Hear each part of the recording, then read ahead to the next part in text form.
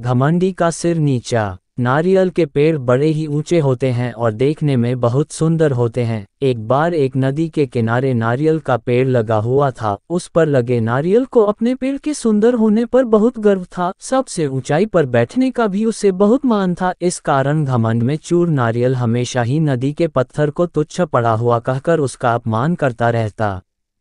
एक बार एक शिल्पकार उस पत्थर को लेकर बैठ गया और उसे तराशने के लिए उस पर तरह तरह से प्रहार करने लगा। ये देख नारियल को और अधिक आनंद आ गया। उसने कहा, ए पत्थर, तेरी भी क्या जिंदगी है। पहले उस नदी में पड़ा रहकर इधर उधर टकराया करता था और बाहर आने पर मनुष्य के पैरों तले रौंदा जाता था, और आज तो हद ही हो गई। ये शिल्पी तुझे हर तरफ से चोट मार रहा है और तू पड़ा देख रहा है। अरे, अपमान की भी सीमा होती है। कैसी तुच्छ जिंदगी जी रहा है। मुझे देख कितने शान से इस ऊंचे वृक्ष पर बैठता हूँ। पत्थर ने उसकी बातों पर ध्यान ही नहीं दिया। नारियल रोज इसी तरह पत्थर को अपमानित करता रहता।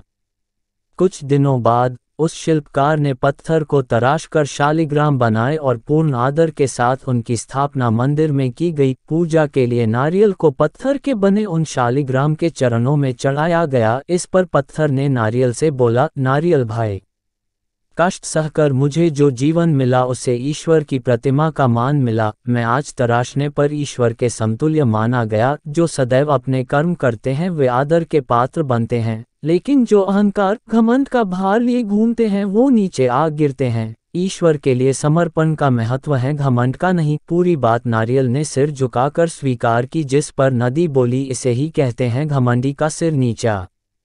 घमंडी का सिर नीचा। इस कहानी से हमें यही शिक्षा मिलती है कि हम घमंड करके स्वयं अपनी छवि का अपमान करते हैं। घमंड मनुष्य जीवन के लिए एक शत्रु की तरह है जो हमेशा उसके लिए विनाश का मार्ग बनाता है।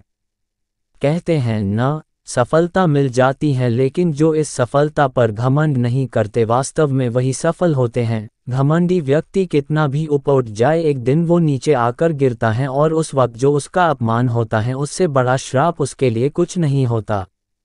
घमंड एक ऐसा भाव है जिसमें मनुष्य कब फंस जाता है उसे इसका भान तक नहीं रहता। इसलिए सदैव अपने जीवन का अवलोकन करना चाहिए। अपने आप को कटघरे में खड़ा कर खुद अपनी करनी, अपने बोले हुए शब्दों का निष्पक्ष न्याय करना चाहिए। और अगर आप खुद को दोषी पाते हैं तो गलती को स्वीकार करें और समय रहते उस गलती के लिए क्षमा मांगे। घमंडी का सिर नीचा। ये मुहावरे की कहानी आपको कैसी लगी? कमेंट बॉक्स में लिखें, साथ ही अपने दोस्तों से शेयर भी करें।